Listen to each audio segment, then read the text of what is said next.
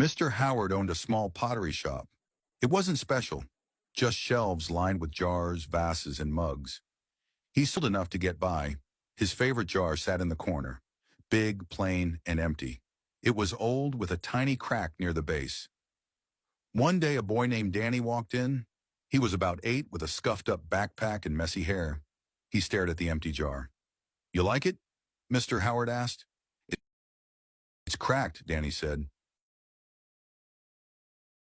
"It still holds what matters." Danny frowned. "It's empty." Mr. Howard chuckled but said nothing. Danny started coming by often. He didn't buy anything. He just sat near the jar, sometimes playing with a loose thread on his backpack.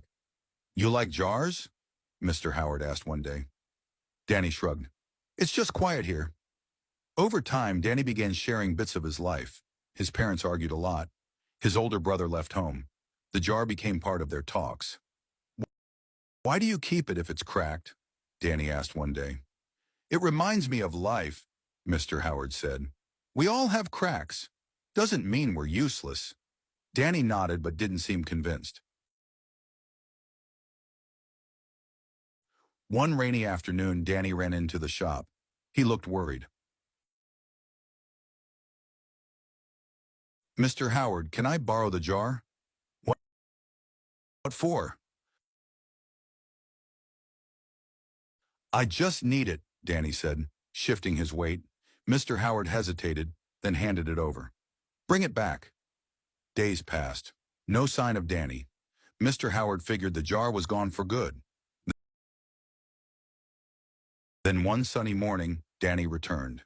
He held the jar carefully, now filled to the brim with colorful marbles. "I fixed it," Danny said, grinning. Mr. Howard raised an eyebrow. "Did you?" Danny nodded. "I put stuff inside. Now it's useful."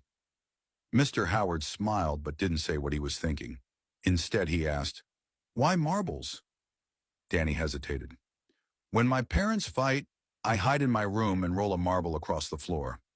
It makes me feel better. My brother gave me the first one before he left." Mr. Howard stared at the jar. "And now?" "Now I have more," Danny said, "and the jar keeps them safe." The jar wasn't fixed, and it wasn't empty. Danny didn't see the crack as a flaw anymore. Life's cracks aren't for fixing. They're spaces